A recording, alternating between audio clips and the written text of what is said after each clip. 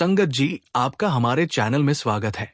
Video शुरू करने से पहले एक विनती है, हमारे चैनल को जरूर सब्सक्राइब कर लीजिए और वीडियो को लाइक करना मत भूलिएगा।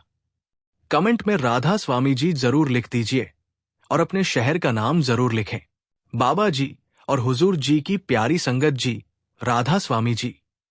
साध संगत जी, इस साखी को सुनकर आपकी जिंदगी पूरी तरह से बदल जाएगी। आपका अपने बाबा जी के प्रति विश्वास पक्का हो जाएगा। साध संगत जी, इस चैनल के माध्यम से आप जी से केवल वही बातें साझा की जाती है जो कि सत्संगियों की सच्ची आपबीती होती है, और जो संगत जी के साथ हुआ है आपको सिर्फ वही बताया जाता है जो उनके अनुभव होते हैं, वही आपसे साझा किए जाते हैं। संगत जी, इन्हें साझा करने का केवल एक ही मकसद है, ताकि उससे हम भी कुछ सीख सकें, हमें भी पता चल सके कि रूहानियत क्या है, कैसे हमने आत्मा का सफर शुरू करना है और हम भी इस मार्ग पर आगे बढ़ सकें। साध संगत जी, ऐसा ही एक वाक्य है जो आपसे साझा करता हूं। हाल ही में हमारे गांव में एक सत्संगी माता जी की मृत्यु हुई। उनकी उम्र करीब 75 साल रही होगी। संगत जी, उन्हें बहुत पहले का नामदान मिला हुआ था और माता जी बहुत ही कमाई वाली थी, खुले दिल की थी और खुली बातें करती थी। उनको किसी बात का कोई डर नहीं था। सभी लोग माता जी का बहुत ही मान आदर करते थे क्योंकि वो बहुत कमाई वाली थी। सभी सत्संगी उनकी बात मानते थे जो वो कहती थी।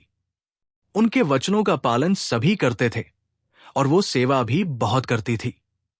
सेवा में माता जी को जत्थेदार बनाया जाता था। साध संगत जी, उनकी सेवा के प्रति इतनी लगन थी कि वो अपने घर से गुरु घर पैदल ही चली जाती थी।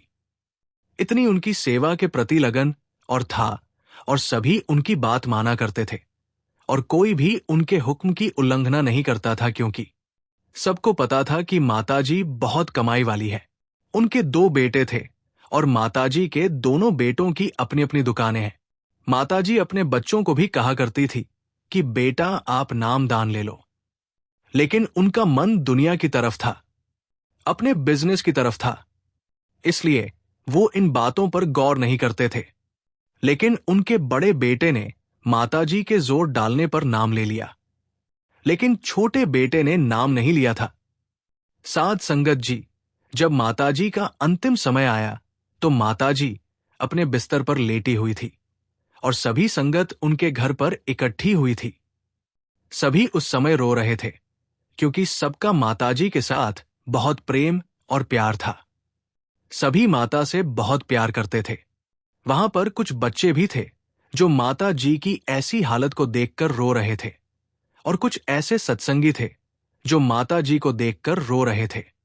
माता जी ने उनको इशारा किया कि रोना नहीं है, और माता जी ने अपने दोनों हाथों को ऐसे ऊपर कर कहा कि हंसो, रोना नहीं है।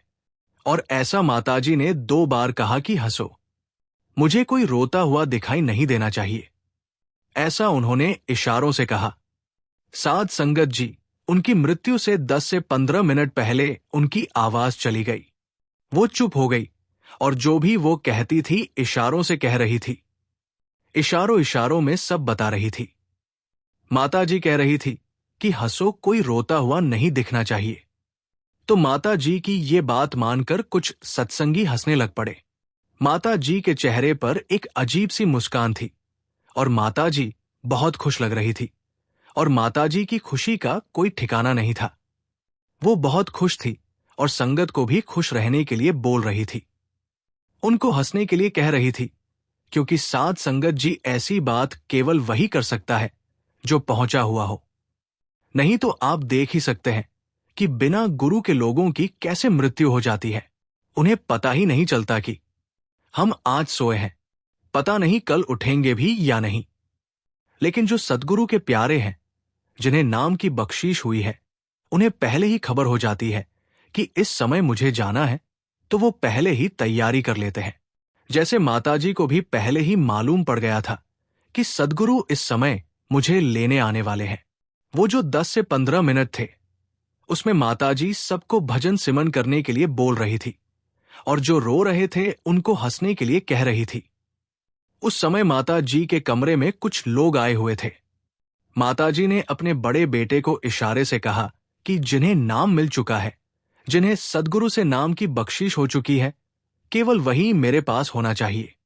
बाकी जो भी है उन सभी को बाहर निकाल दो। मेरे कमरे में केवल वही रहना चाहिए जिसे नाम की बख्शिश हुई है। बाकी जो कोई भी है, चाहे वो कोई भी हो, उसे बाहर निकाल दो। तो साध संगत जी उन्होंने ऐसा ही किया। जिन्हें नाम की बख्शिश हुई थी, केवल वही माता जी के पास खड़े थे। बाकी जो भी थे जिन्हें नाम की बख्शीश नहीं हुई थी, उन सभी को माता जी के कमरे से बाहर निकाल दिया गया। और उसी समय माता जी का छोटा बेटा भी उनके पास आ गया। माता जी ने उसे इशारे से कहा कि तुम्हें नाम नहीं मिला है, तो माई ने इशारा किया कि तुम बाहर चले जाओ। साध संगत जी पहले तो ये बात किसी को समझ में नहीं आई कि मैं ऐसा क्यों कह रही है। तो कुछ देर बाद कुछ सत्संगी अभ्यासियों से ये मालूम हुआ कि जब किसी सत्संगी की मृत्यु होने वाली होती है तो उसे सद्गुरु लेने आते हैं, और जब एक सत्संगी की मृत्यु होती है तब उसे सब दिखाई देने लग जाता है कि किस किस पर गुरु का हाथ है, क्योंकि उस समय माहौल ऐसा होता है, उनके आसपास उन्हें वही अच्छा लगता है जो गुरु से जुड़ा हुआ हो, जो मालिक से जुड़ा हुआ हो, जिसे नाम की बख्शिश हुई हो। उन्हें वही अच्छा लगता है, इसलिए वो ऐसा कहते हैं। तो साध संगत जी, जब सभी को माई के कमरे से बाहर निकाल दिया गया, जिन्हें नाम नहीं मिला था, तो अंदर कुछ सत्संगी थे। उस समय माता जी ने अपने दोनों हाथ ऊपर उठाए, क्योंकि उनके जाने का समय हो गया था। अब 2-3 मिनट ही बचे थे। तो माता जी ने दोनों हाथ ऊपर उठाए और दोनों हाथ जोड़कर सभी से विदा ली। माता जी ने अपनी आंखें बंद की और प्यार भरी मुस्कान के साथ आप जी ने अपने प्राण त्याग दिए। साध संगत जी, ऐसी मृत्यु केवल कमाई वाले सत्संगियों की होती है, जिन्होंने कमाई की होती है, जिन्होंने अपने जीवन में मालिक का हुक्म माना होता है, अपने सद्गुरु के हुक्म में रहकर भजन बंदगी की होती है, उनकी मृत्यु ऐसे होती है। तो माता जी की ऐसी मृत्यु देखकर सभी हैरान थे, क्योंकि ऐसा दृश्य उन्होंने पहले कभी नहीं देखा था। और इससे सारी संगत को बहुत कुछ सीखने को मिला। सारी संगत को ये एहसास हुआ कि आखिर भजन बंदगी क्यों जरूरी है।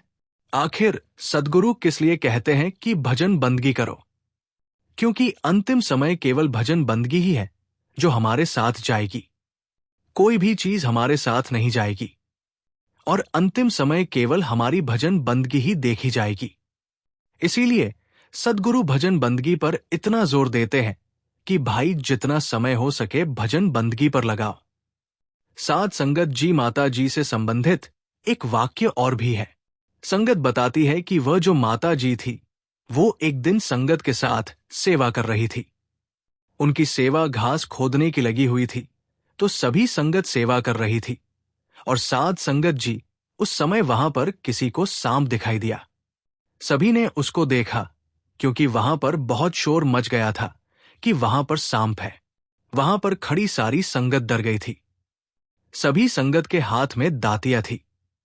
संगत वो छोड़कर भाग गई, क्योंकि सभी को अपनी अपनी जान प्यारी होती है। लेकिन साध संगत जी, वो माता जी अपनी सेवा में लगी रही। उन्हें किसी बात का कोई डर नहीं लगा।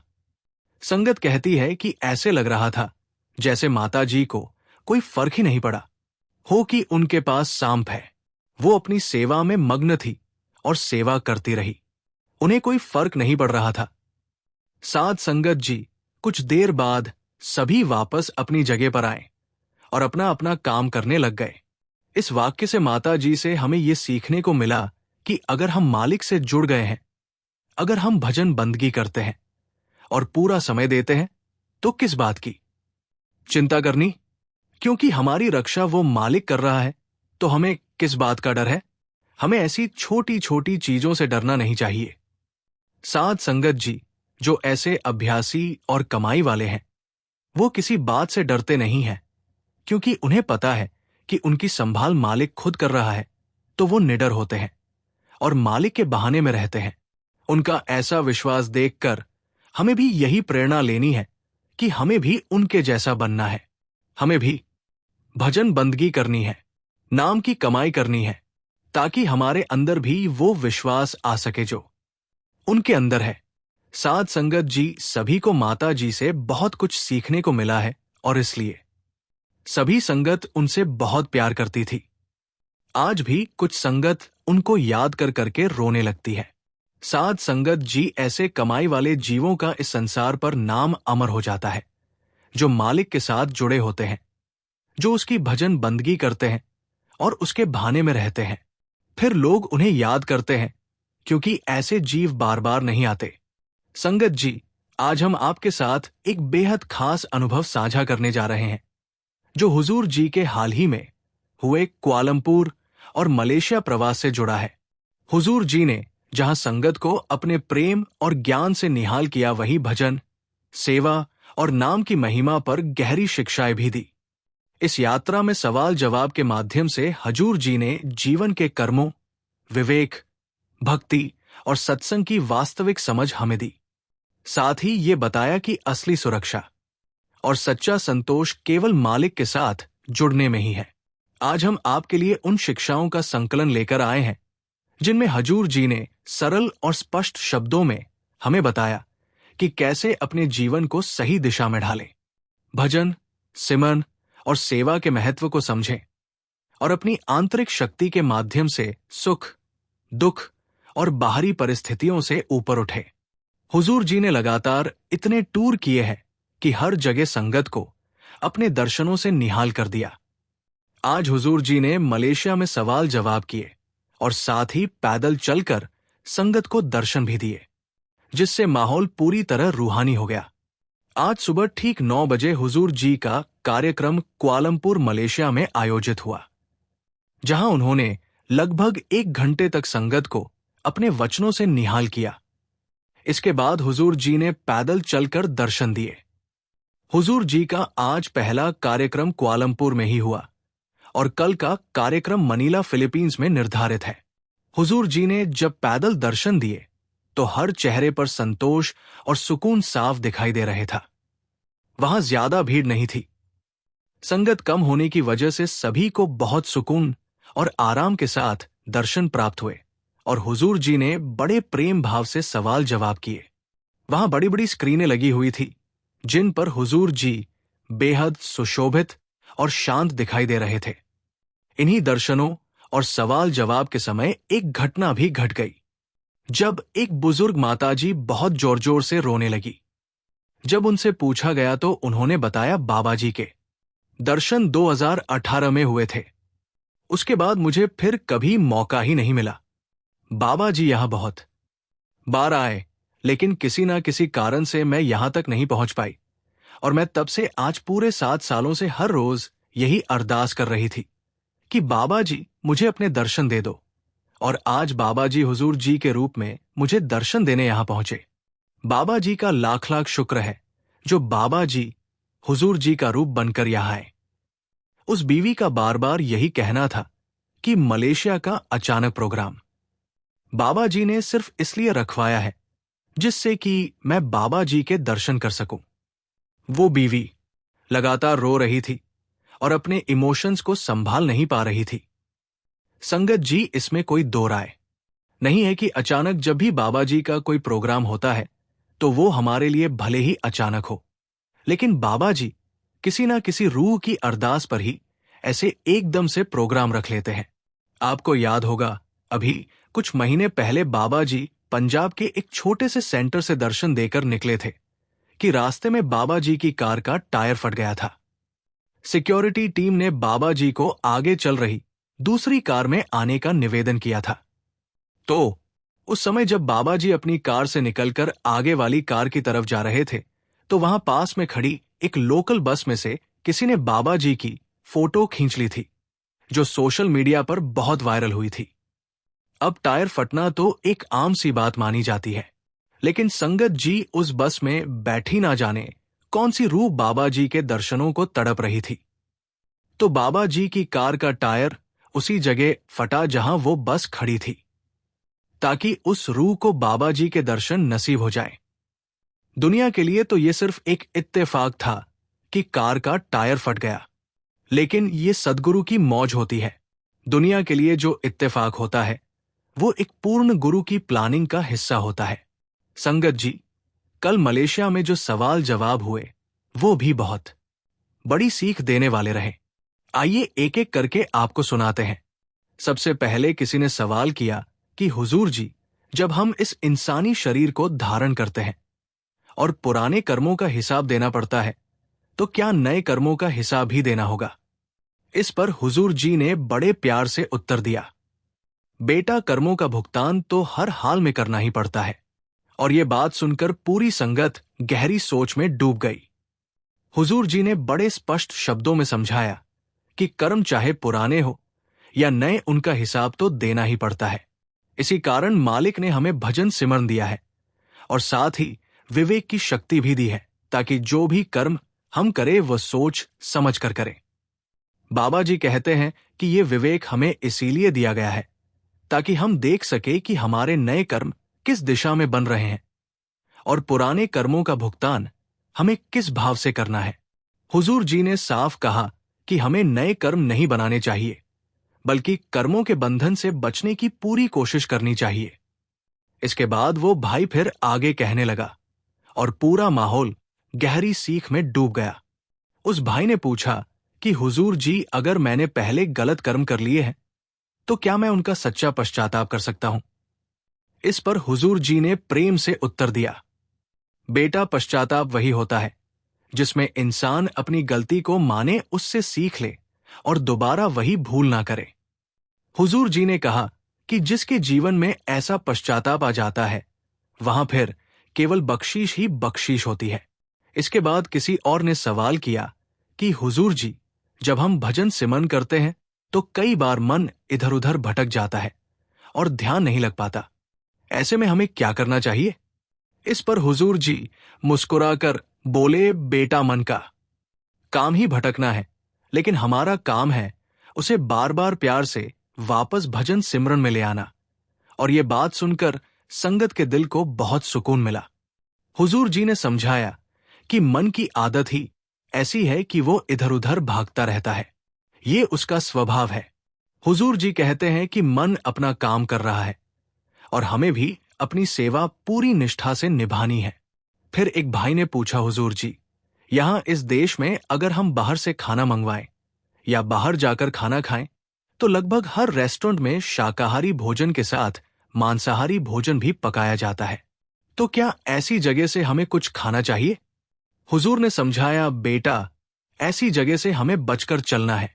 हमें नहीं पता कि अंदर उनकी रसोई में एक ही बर्तन में वेज और नॉन वेज बनाया जा रहा है या अलग अलग, एक ही चम्मच का इस्तेमाल हो रहा है या अलग अलग। इसलिए जब तक हमें पक्का भरोसा ना हो कि वहां का खाना साफ सुथरा और अलग बर्तनों में बन रहा है, तब तक हमें अवॉइड करना चाहिए। और अगर कभी मजबूरी में बाहर का खाना भी पड़े तो हम कोई पैक्ड फूड ले सकते हैं। उस पैकेट पर साफ साफ लिखा होता है कि ये वेज है या नॉन वेज। फिर वही भाई दोबारा बोला, हुजूर जी, अगर मुझसे पहले गलतियां हो चुकी हैं तो क्या मैं सच्ची तौबा कर सकता हूं? क्या मेरा पश्चाताप कबूल हो सकता है? हुजूर जी ने प्रेम से उसकी ओर देखा और नरमी से कहा, बेटा, असली पश्चाताप वही है जिसमें इंसान अपनी भूल स्वीकार करे, उससे सीख ले और हिम्मत करके उस गलती को फिर कभी दोहराने का मौका ना दे। जब जीवन में ऐसा सच्चा पछतावा आ जाता है तो वहां मालिक की रहमत ही रहमत होती है, फिर बस बख्शीश ही बख्शीश उतरती है। फिर एक भाई ने कहा, हुजूर जी, हम अपने जीवन को शास्त्रों के अनुरूप कैसे ढालें? अपनी जिंदगी को सही दिशा में ले जाने का तरीका क्या है? हुजूर जी ने समझाया, बेटा, जिंदगी को सही दिशा में ले जाने का सबसे अच्छा तरीका यह है कि हमें एक अच्छा इंसान बनना चाहिए। हम दुनिया के किसी भी कोने में रहें, हमें अपने असूलों पर टिके रहना है। जीवन में बहुत सी सिचुएशन ऐसी आएगी जब हमारा मन हमें भटकाएगा, लेकिन हमें अपने असूलों पर ही रहना है। फिर एक स्टूडेंट ने पूछा, हुजूर जी, हमें पढ़ाई के दौरान किस तरह चलना चाहिए? हम अपने जीवन को किस तरह सुधार सकते हैं? हुजूर जी ने बहुत प्रेम से समझाया, बेटा, स्कूल और कॉलेज सिर्फ इसलिए नहीं कि डिग्री मिले या नौकरी मिल जाए। सबसे पहले तो इंसान को इंसान बनना है। पढ़ाई के साथ साथ इंसानियत सीखना ये असल शिक्षा है, जिससे हमारे अंदर अच्छे गुण पैदा हो। नर्म दिल, समझदार और दूसरों की इज्जत करने वाले। उन्होंने आगे कहा, घर में माता पिता के लिए अच्छा बेटा या अच्छी बेटी बनना, दोस्तों के साथ ईमानदारी और प्यार से व्यवहार करना, हर रिश्ते में सम्मान बनाए रखना, यही असली तरक्की है। फिर भजन सिमन की ओर संकेत करते हुए बोले, अगर पढ़ाई के साथ ध्यान में बैठना चाहते हो तो बस चुपचाप आंखें बंद करो, मन को भीतर समेटने की कोशिश करो, चाहे कुछ पल के लिए ही सही, पर यह अभ्यास रोज जरूर करो। धीरे धीरे ध्यान खुद गहराने लगेगा। इसके बाद एक भाई ने पूछा, हुजूर जी, जो प्रारब्ध कर्म हमारे साथ जुड़े होते हैं, क्या उनका हमारी जिंदगी पर सच में असर पड़ता है? हुजूर जी ने बिना किसी हिचक के तुरंत उत्तर दिया, बिल्कुल बेटा, उनका असर पड़ता है और गहरा पड़ता है। हमारे कर्म ही हमारी जिंदगी की दिशा तय करते हैं। फिर उन्होंने बेहद स्पष्टता से समझाया, आज हमारे साथ जो कुछ भी हो रहा है, जो परिस्थितियां हमें मिल रही हैं, जो सुख दुख उतार चढ़ाव जीवन में आ रहे हैं, ये सब हमारे अपने ही कर्मों का फल है। जो बीज हमने पहले बोए थे वही आज प्रारब्ध बनकर हमारे सामने खड़े हैं और अब हमें उनका हिसाब चुकाना पड़ रहा है। हुजूर जी ने आगे कहा, प्रारब्ध हमें एक मोड़ तक ले आता है, लेकिन उस मोड़ के आगे कौन सा रास्ता चुनना है ये हमारे हाथ में है। हमारे फैसलों पर ही आगे का जीवन टिका होता है। कौन सा कदम सही है और कौन सा गलत, ये सोचकर तय करना पड़ता है। फिर उन्होंने बड़ी करुणा से जोड़ते हुए कहा, मालिक ने हमें विवेक दिया है, समझ दी है, ताकि हम अंधे होकर कर्म ना करते चले जाएं। सोच समझ कर चले ताकि दोबारा कोई ऐसा कर्म ना बन जाए जो फिर हमें बंधनों में जकड़ ले।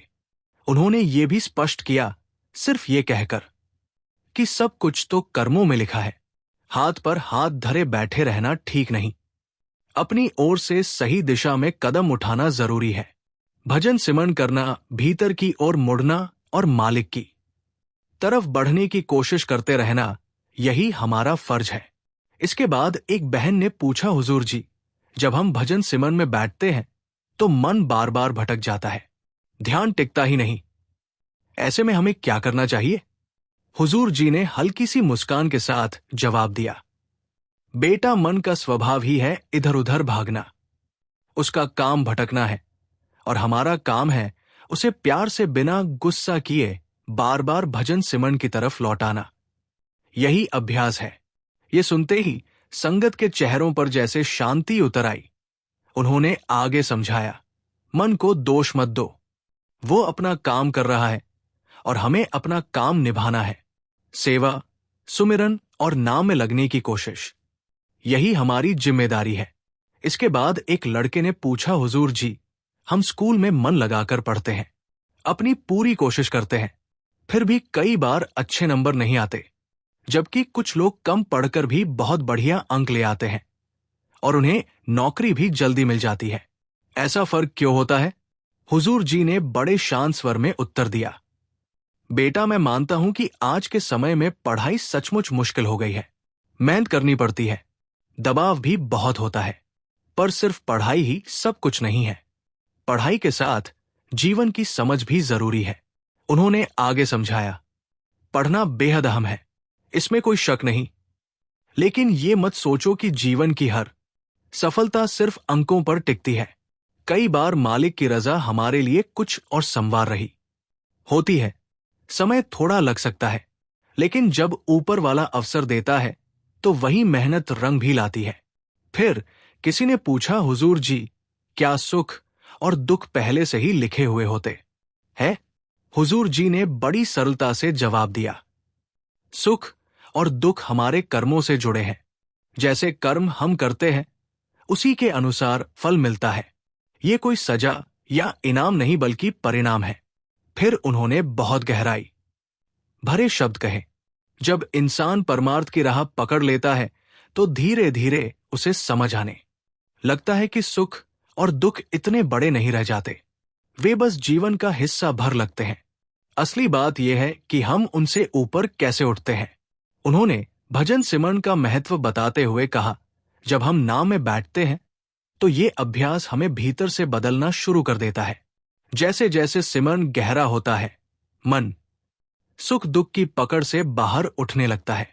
इसलिए रुकना नहीं, निरंतर चलते रहना है, चाहे थोड़ा थोड़ा ही क्यों ना हो, यही रास्ता है। इसके बाद एक बहन ने पूछा, हुजूर जी, जो हम बाहर सेवा करते हैं, लंगर में, समागम में, सफाई में, क्या सिर्फ उसी से परमात्मा की प्राप्ति हो सकती है? हुजूर जी ने बहुत प्यार से उत्तर दिया, बेटा, बाहरी सेवा जरूरी है, ये हमें भीतर से झुकना, नम्र होना और अहंकार को कम करना सिखाती है। सेवा हमें उस राह पर लाती है जहां से भजन सिमरन शुरू होता है। लेकिन ये मत समझो कि केवल बाहरी सेवा से ही मालिक मिल जाएगा। असली सेवा तो नाम की कमाई है, शब्द की कमाई। उन्होंने आगे समझाया, सेवा रास्ता है, मंजिल नहीं। मंजिल तो भीतर है, जहां नाम का अभ्यास हमें ले जाता है। फिर उसी बहन ने अगला सवाल किया, हुजूर जी, किस्मत हम बनाते हैं या ईश्वर हमारी किस्मत लिखता है? हुजूर जी ने साफ और सधे शब्दों में कहा, भगवान हमारी किस्मत नहीं लिखता, हमारे अपने कर्म, हमारे फैसले, हमारा व्यवहार, यही मिलकर हमारी किस्मत का ढांचा बनाते हैं। जैसे कर्म होंगे वैसा ही भविष्य हमारे सामने आएगा। किस्मत हमारे हाथ की बनावट नहीं, हमारे कर्मों की बनावट है। उन्होंने आगे बताया, मालिक ने हमें दिमाग, समझ और विवेक दिया है ताकि हम हर कदम सोच समझ कर रखें, कोई भी फैसला अंधाधुंध ना लें, अपनी तरफ से सही दिशा में बढ़े ताकि हम दोबारा कर्मों के बंधन में ना फंसे।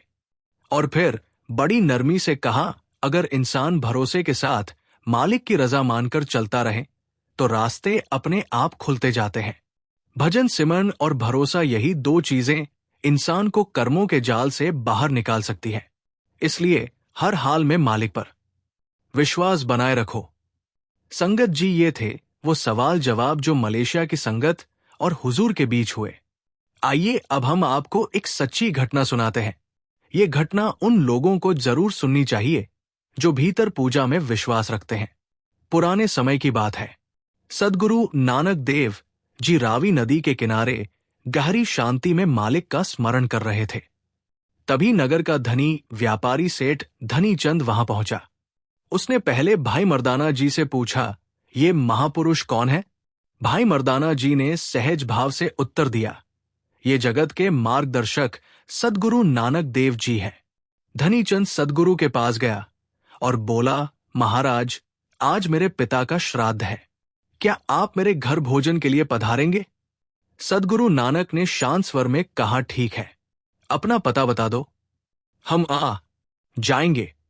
ये सुनकर भाई मर्दाना जी चकित हो गए। उन्होंने सोचा, गुरु साहिब किसी के घर जाने के लिए इतनी जल्दी सहमत नहीं होते, आज कैसे राजी हो गए? धनीचंद ने गर्व से कहा, मेरा पता पूछने की जरूरत नहीं, इस नगर में सबसे अमीर आदमी मैं हूं, मुझसे बड़ा कोई नहीं। सद्गुरु सुन रहे थे। उन्होंने उसकी वाणी में घुली हुई अहंकार की ध्वनि को महसूस कर लिया। महापुरुषों का काम ही होता है, जहां कोई भटक रहा हो उसे सही दिशा दिखा देना। सद्गुरु ने मर्दाना जी की और देखते हुए कहा, मर्दाना, चलो आज इसको राह दिखाने का समय आ गया है। आज इस आत्मा की नाव पार लगानी है। फिर दोनों उसके साथ उसके घर पहुंचे। वहां का दृश्य देखते ही सब कुछ स्पष्ट हो गया। आंगन में लंबी लाइनें लगी थी। नगर के लोग लंगर खा रहे थे। एक ओर 101 ब्राह्मण बैठकर भोजन ग्रहण कर रहे थे। पूरा माहौल ऐसे था जैसे कोई प्रदर्शन चल रहा हो, दान से ज्यादा दिखावे की चमक। जब सेठ ने सद्गुरु को आते देखा तो बोला, महाराज, आप भी यहां बैठ जाइए, आपका भोजन अभी लगवाता हूं। सद्गुरु ने सरलता से कहा, पहले सबको खिला लो, हमारा भोजन बाद में भी हो जाएगा। सेठ मुस्कुराया और बोला, आप कितने धैर्यवान और संतोषी हैं, नहीं तो यहां तो लोग भोजन बांटते ही टूट पड़ते हैं। सद्गुरु ने शांत भाव से उत्तर दिया, सेठ बताओ, ये लंगर क्यों लगाया है, इसका कारण क्या है? सेठ ने विनम्रता से उत्तर दिया, महाराज जी, ये लंगर मैं अपने पिता और पितरों की शांति के लिए करवा रहा हूं। आज मेरे पिताजी का श्राद्ध है, इसलिए सबको भोजन कराया जा रहा है। सद्गुरु नानक ने सहज स्वर में पूछा, तो क्या तुम्हें विश्वास है कि तुम्हारे पिता का कल्याण हो चुका है? सेठ ने तुरंत कहा, हाँ महाराज, यहां ब्राह्मण भोजन कर चुके हैं। सुबह से ना जाने कितने लोग लंगर करके गए हैं। सबने यही कहा कि मेरे पिता का कल्याण हो गया और भोजन अभी भी चल रहा है, इसलिए मुझे तो भरोसा है कि अब पिता की आत्मा को शांति मिल जाएगी। सद्गुरु ने शांत लेकिन गहरे स्वर में कहा, धनचंद, तेरे पिता का कल्याण अभी नहीं हुआ है। वो इस समय एक शेर की योनि में है। नदी के उस पार झाड़ियों में 3 दिनों से भूखे पड़े हैं। ये सुनते ही सेठ के पैरों तले जमीन खिसक गई। उसका चेहरा सफेद पड़ गया। वो भय और आश्चर्य में बोला, महाराज, ये कैसे हो सकता है? इतने वर्षों से श्राद्ध कर रहा हूं, किसी ने कभी ये बात नहीं कही, और आज आप कह रहे हैं कि मेरे पिता शेर की योनि में है। सद्गुरु नानक ने उसके सामने रखी थाली की ओर इशारा करते हुए कहा, ये जो भोजन तूने हमारे लिए बनवाया है, इसे उठा, ले जा। हमने नजर कर दी है, अब ये सिर्फ खाना नहीं प्रसाद बन गया है। इसे नदी के पार ले जा, उसी झाड़ी में जहां तेरा पिता शेर बनकर बैठा है। सेठ घबरा गया। महाराज, अगर वो सच में शेर है तो कहीं मुझ पर हमला ना कर दे। सतगुरु मुस्कुराए और बड़े दृढ़ स्वर में बोले, डर मत, वो तुझ पर वार नहीं करेगा। जब तुझे देखेगा तो पहचानेगा। उस क्षण उसे स्मरण हो जाएगा कि तू उसका पुत्र है और तेरे दर्शन से उसका मन प्रसन्न हो जाएगा। जा और निश्चिंत रह, हम यहां तेरे लौटने तक प्रतीक्षा करेंगे। सद्गुरु के शब्दों ने उसके मन में हिम्मत भर दी। सेठ ने थाली उठाई, नाव में बैठा और नदी पार कर दूसरी तरफ पहुंच गया। जैसे ही वो झाड़ियों की ओर बढ़ा, साथ साथ उसका भय भी बढ़ रहा था। झाड़ियां हिली और वहां एक विशाल शेर बैठा था, उसी स्थान पर जैसा नानक ने बताया था। शेर ने आवाज सुनकर अपना सिर उठाया और सेठ की ओर देखा। उस पल दुनी चंद के भीतर अजीब सी पहचान जागी। उसके मन में आया, मेरे पिता भी मुझे ऐसे ही देखा करते थे। वही खड़ा होकर उसका दिल कांप उठा। दुनीचंद कुछ पल वही ठहरा रहा। उसे शेर की आंखों में वही अपनापन दिखाई दिया जैसा उसके पिता की नजरों में हुआ करता था। उसके दिल ने फुसफुसाया, हाँ, यही मेरे पिता है। उसने सद्गुरु द्वारा दी गई प्रसाद की थाली शेर के सामने रखी और धीरे से बोला, पिताजी, आप कई दिनों से भूखे हैं। ये गुरु नानक देव जी का भेजा हुआ प्रसाद है, कृपया इसे स्वीकार कीजिए। शेर ने प्रसाद को सूंघा, फिर शांत भाव से खा लिया। क्षण भर में जैसे हवा थम गई, वातावरण बदलने लगा और फिर देखते ही देखते शेर का रूप विलीन होने लगा, मानो किसी बंधन से मुक्त हो रहा हो। उसकी जगह एक प्रकाशमय जीवात्मा जैसा सूक्ष्म स्वरूप प्रकट हुआ। उसने भावुक होकर कहा, धुनीचंद, जल्दी वापस जाओ। तेरे घर स्वयं नारायण स्वरूप सद्गुरु पधारे हैं। उन्हीं की कृपा से मुझे मुक्ति मिली है। देर मत करना, जाकर उनके चरणों में गिर पड़ना। कहीं ऐसा ना हो कि वे आगे बढ़ जाए। धुनीचंद ने कांपती आवाज में पूछा, पिताजी, इतने वर्षों तक मैं ब्राह्मणों को भोजन करवाता रहा, क्या वो भोजन आपको नहीं मिला? आत्मा ने करुणा से उत्तर दिया, अगर वो भोजन मुझ तक पहुंचा होता तो क्या मैं पिछले 3 दिन से भूखा तड़पता रहता? नहीं बेटा, वो भोजन प्रदर्शन था, पाक साफ भावना नहीं। दान का फल वहां पहुंचता है जहां दिल में सच्चाई हो, दिखावे में नहीं। फिर उसने अपने दुख का कारण बताया। तुम जानना चाहते हो कि मैं शेर की योनि में क्यों आया? मेरे आखिरी समय में पड़ोसी के घर मांस पक रहा था।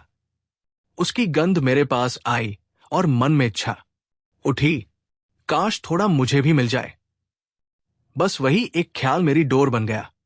आखिरी सांस पर जैसा विचार हो जाए, मन जहां टिक जाए, आत्मा उसी ओर खींच जाती है। इसलिए मुझे ये योनि मिली ताकि उस एक अधूरी इच्छा का फल भुगत सकूं। फिर उसने एक और गहरी बात कही, अगर उसी समय मालिक का स्मरण आ जाता तो आज मैं यही नहीं होता।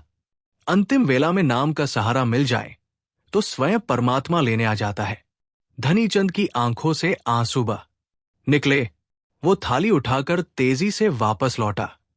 घर पहुंचते ही वो सद्गुरु नानक देव जी के चरणों में गिर पड़ा और रोते हुए बोला, महाराज, आज मैं समझ पाया कि सच क्या है।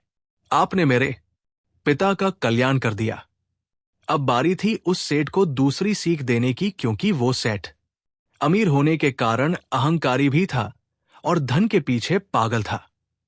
फिर सद्गुरु ने सेठ को अपने पास बुलाया और उसकी हथेली पर एक छोटी सी सुई रखी और कहा, इसे संभाल कर रखना। हम ये सुई तुमसे परलोक में लेकर जाएंगे। धोनीचंद ने बिना सोच विचार के हाँ कर दी और सुई घर ले आया। घर पहुंचकर उसने ये सुई अपनी पत्नी को देते हुए कहा, इसे बहुत संभाल कर रखना। ये बाबा नानक जी ने दी है। उन्होंने कहा है कि परलोक में ये सुई मुझसे लेनी है। पत्नी हैरान होकर बोली, लेकिन वहां तो ये शरीर भी नहीं जाएगा। तो तुम सुई कैसे ले जाओगे? जब शरीर नहीं जाएगा तो ये सुई कहां से जाएगी? ये शब्द दुनीचंद के मन में गूंज उठे। उसे जैसे किसी ने भीतर से झकझोर दिया हो। वो भागता हुआ दोबारा सद्गुरु के पास जा पहुंचा और बोला, महाराज, ये तो संभव ही नहीं है। जब शरीर ही साथ नहीं जाएगा तो मैं ये सुई आपको परलोक में कैसे दे सकता हूं? सद्गुरु ने उसकी आंखों में देखते हुए कहा, धुनीचंद, जब एक साधारण सी सुई भी परलोक नहीं जा सकती तो सोच, तेरा ये धन, ये जायदाद, झूठ फरेब से कमाया हुआ वैभव, ये कैसे जाएगा?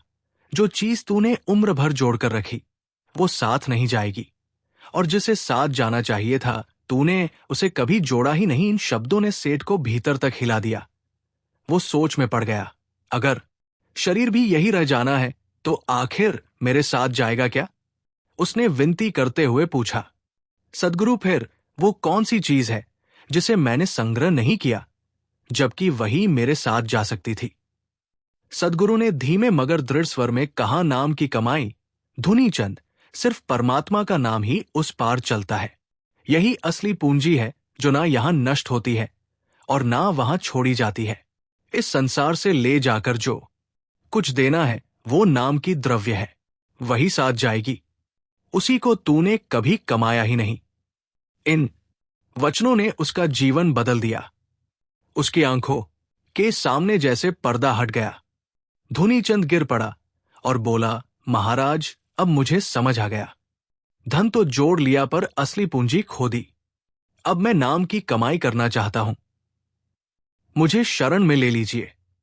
सद्गुरु ने उसे अपनाया और उस दिन से धुनीचंद का जीवन पलट गया। सेठ धुनीचंद ने बाबा नानक के बताए मार्ग को अपनाकर इतनी भक्ति की कि नगरवासी उसे सेठ धुनीचंद नहीं, भगत धुनीचंद कहने लगे। संगत जी, ये सब कुछ सिर्फ और सिर्फ एक पूर्ण गुरु के आशीर्वाद से ही संभव हो सकता है, क्योंकि हमें राह दिखाने के लिए हमारे जैसे शरीर में जब मालिक अवतार लेते हैं तभी हम समझ पाते हैं। नदियों सरोवरों में तो लाखों लोग स्नान करते हैं, तो क्या उन्हें मुक्ति मिल गई? अगर मुक्ति इतनी आसान होती तो ये दुनिया कब की खाली हो चुकी होती। इसी के साथ संगत जी, हम आपसे इजाजत लेते हैं। कल फिर मिलते हैं नए सवाल, जवाब और साखी के साथ। अगर ये वीडियो आपके दिल को छू गई हो तो इसे लाइक करें। आप जी से विनती है, कमेंट में राधा स्वामी और अपने शहर का नाम जरूर लिखें। राधा स्वामी जी।